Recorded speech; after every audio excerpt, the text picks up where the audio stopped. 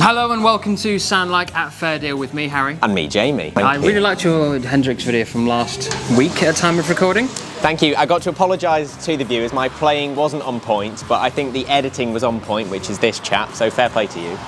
Thank you. What would you like to try today? Apart from the fact that it's in the title of this video. Well, apart from the title of the video, which we've already discussed and already created the content for this video, we're off script here, as you can tell, but we are going to do Nirvana today, I think. That'll be Nirvana, I think that's what we should do. So, like last time, we're going to need to set this imaginary budget of £1,000. So with £1,000, we need a guitar, a amp, and some pedals. We do. If we want, or maybe we could find an amp that has everything in it. We could, and what we need to say before we crack on is that we're not taking into account things like power supplies, patch leads, power supplies, cables, that sort of thing, because I think most people usually have those. Obviously, if you're starting out into guitars for the first time, just to let you know, cables anywhere from sort of 8 to 20 quid, patch leads 4 or 5 quid, power supply. Depends which one. You can get a power supply for like 16 quid. You want to get some daisy chains for that if you are going for multiple pedals as well. But what we're focusing on with this budget is guitars, pedals, and amps. Yeah. The main ingredients. So, with all that in mind, let's find a guitar. Let's find a guitar. Guitars! You beat me to it. I'm sorry. Here we are in the Fender section of our wall. Kurt was known to use Fenders. He was, however, Jamie, it's £1,000 budget. It is £1,000 budget. Much like looking like Jimmy from last time, we could look like Kurt, however, we don't have his signature in anymore. We don't, but we did. So keep your eyes on the website because we do sometimes get them. We do, so yeah. We'll need to stop self-promoting in our videos, I'm sorry guys. Anyway, so whilst we're here in Fender, it looks nice, looks the part. However, I think we need to go somewhere a bit more reasonably priced. Maybe to our used section. Maybe I could have set the camera up over there. However, we do need to go for what we need. So Kurt was kind of known for just kind of going for Fender, but anything that was vaguely cheap and affordable. Yeah, he was known to go in thrift shops, wasn't he? A lot. He was known to go in and out of them and sort of buy cheap guitars and then break them. Man at large in Seattle area breaking guitars. Yeah. Okay, I like that. So something maybe a bit lower on the price point potentially. Single coils or humbuckers, what do you think? Was it? Yeah, I mean, would you think he was precious over that, or kind of? I don't believe he cared much, but obviously I didn't know the chap. I think having looked at some of his live videos, a mix of maybe like HSS sort of stuff, so a couple of single coils and a humbucker, something along those sort of lines. So what we're looking at is something like this. Although this is about 600 quid and it doesn't really leave us much left over. So play a series of Strats, fantastic. We get a lot of X displays in, so we try and save you guys money. Bit too expensive for our budget though. Too expensive, so keep this in mind. This is like the benchmark? This is the benchmark, yeah. Because say that's 579, right. Then we buy an amp for 200 quid, and then there's nothing much left over, because obviously Kurt was a DS1 fan, wasn't he? The classic sound was that Boss DS1. Yeah. That's what we really look. At least that makes looking for pedals easy. That is easy. There we go. DS1. That's what we need. DS1. There we go. Anyway, right. Let's look at some used guitars, and I bet you we can find some. I think we can. Yeah. We're on the prowl for a used guitar. Guitar, preferably cheap as possible. Yeah. Not really precious over single coils or humbuckers. Not massively. Maybe something that is, if you want to kind of go with the vibe as last time, you want to look a bit like Jimmy, something that's gone a bit tatty, something a bit broken, something a bit cracked. Cool. That would be cool. It at least look the part. So, what have we got here? Here we have, let's sort of see budget-wise, $499 for a Les Paul ESP. That's already pushing it. It's already pushing it, and I don't think he was really a Les Paul man, particularly. Not a Les Paulman. He wasn't a Les Paulman. We have a D'Angelico at $399, but obviously it's just not the right vibe, really. This is exactly the same, just cheaper, and I think this is the same at $249 for a Les Paul thing. Telecaster, I think that's about $229 off the top of my head. Cool guitar, very road worn effect, which is fun. I think the viewers would tell us off for using that, to be honest. It's not hitting the right vibe, is it? I think if we have a look in our second-hand Fender Esquire range, then there might be something around here that works. Mustang, again, that is very cool, very Kurt Cobain. He has a signature Mustang, however... A bit much. 650 quid. For the Bengi board, that's a great guitar, too expensive. What, If this was in right-handed, would that work? How much? I don't know. I think that's probably way out of the budget. Another Mustang. What about that? What is it? It is. It's a Korean. It's a Korean Squire bullet. Squire bullet. That's quite cool, I think, actually. Certainly looks the part. I don't know how well you can see that on the camera. There's a nice little crack down the back end, which is cool. Means it's made out of mahogany. I asked for a crack. I asked for broken. Well, there we go. I think that's pretty good. We could smash it on the floor when we're done. When we're done. When we're done. I think that's quite good because it's got single coil. It's got humbucker. I think that's quite cool, and it's the sort of thing that you would find in a thrift shop. It is if you went to guitar thrift shops. Guitar thrift shops. Which is what Fair Deal is with our used section. We certainly will. I think that is a pretty good, it's a fair deal. That's not just a deal, it's a fair deal. Pedals or amps? Amps. Amps, let's go amps. Let's go amps. Cool. Hello and welcome to the amp section. That edit was just a millisecond. That makes no sense. We have no script here, guys. I promise. This is all candid, apart from the script that's in my pocket. Sandwiches. Yes. Anyway, right. amps. So there's a lot of amps. I think in the same vein, just something cheap. Yeah. Broadly Marshally. Yeah. I mean, to be honest. Yeah, we want something with a bit of gain. Bit of gain. Depends if are we budgeting this for like a kid, it's their first amp. Obviously if you have pedals at home then fair enough. But I think if we got an amp with a bit of modulation in it somehow, that could help. That's got stuff built in because we know we're going to use the DS1. So maybe the chorus, we kind of could get that out of the amp, or we could do a pedal, we could let you guys decide which one is best. So if you want to go for, so that's like a modeler then? Yeah, I think so. If you want to go for a modeler then I Blackstar ID Core 4. Yes, that is a good selection. That is a good choice. Come. Although, just to say, there is a nice katana over here at this end of the shop, a blue katana. Katana in blue. That's quite cool. That probably would do the job as well, actually, to be honest. There's a Roland there for 90 quid. I don't think that would work. I think that's not quite the tone we're going for. Where's that Blackstar ID Core? I think that'd be a good selection. Hello. I mean, I should know, because I've done videos on Blackstar. Harry is our chief content designer, and he already knows everything about his amp. I don't know how good the Blackstar is. So based off what you were saying in terms of built-in effects, a couple of different voicings. You can do clean, you can do crunch, and you can do overdrive. This wins it for me in terms of the options there, especially if we're going with guitar, like young guitarist first amp or something from their practice, their little Squire box. I'd say so. I'm going to suggest the 40.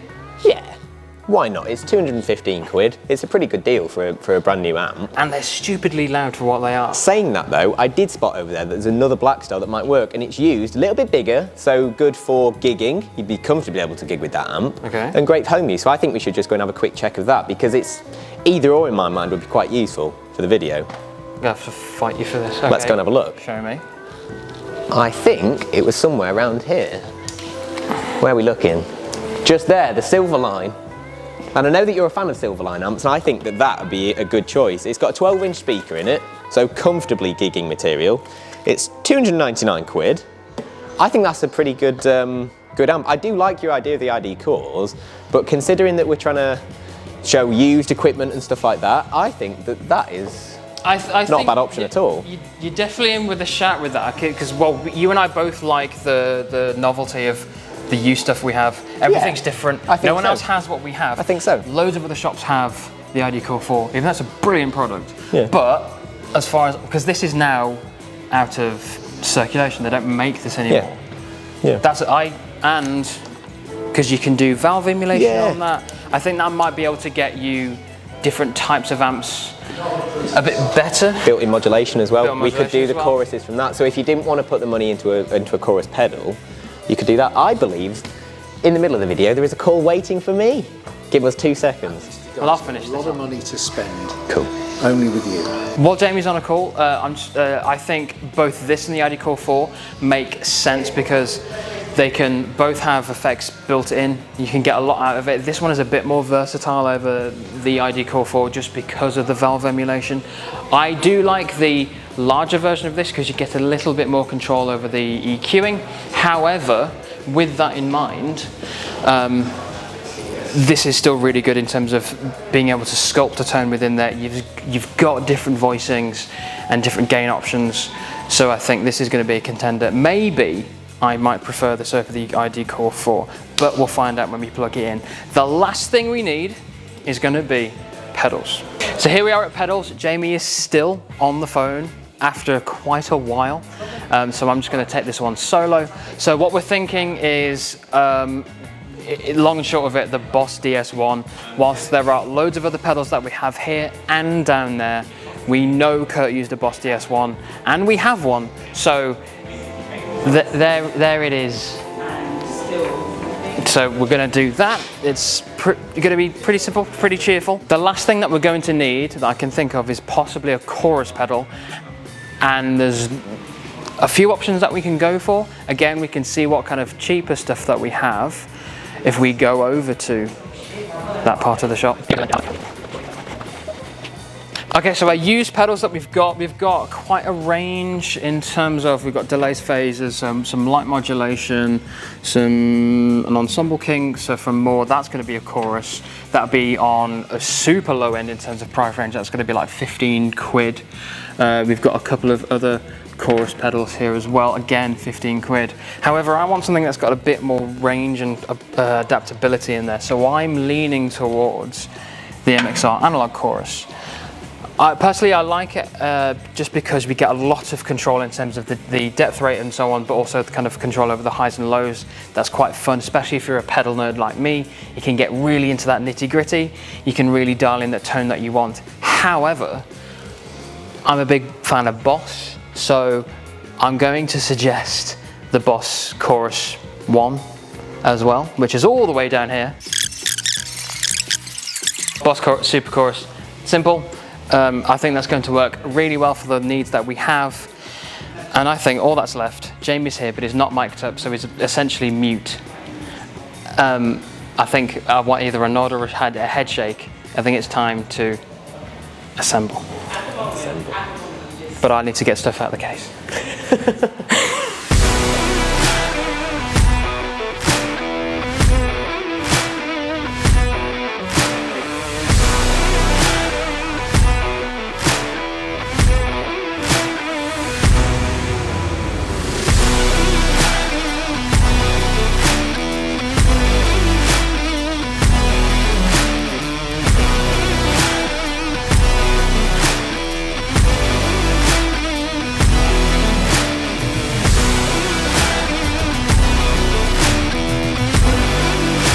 Hi everyone, Editing Harry here. You might notice this PRS that has just suddenly appeared on screen in the gear assembly. What this is that after we'd selected the Squire Bullet, we also came across this PRS, which we hadn't filmed, but we thought it was a nice alternative, and it will appear in later on in the demo. So really at this point, we're going to ask you to ask yourself which is better, the Squire Bullet or the PRS.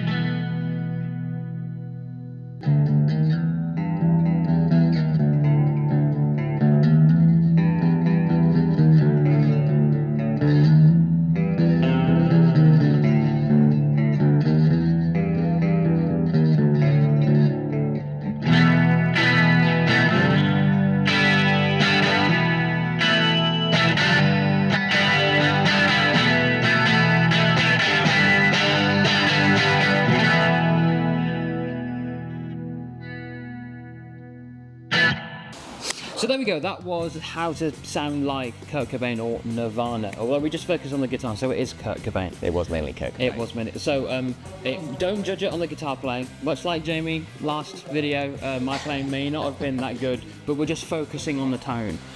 We sort of blitzed through the kind of settings and the pedals and the kind of stuff that we used, but hopefully the graphics that we had on screen, hopefully if I made them, showed kind of what we did. I always kind of thought that Kurt was a kind of crank the pedal kind of guy and just have a tone.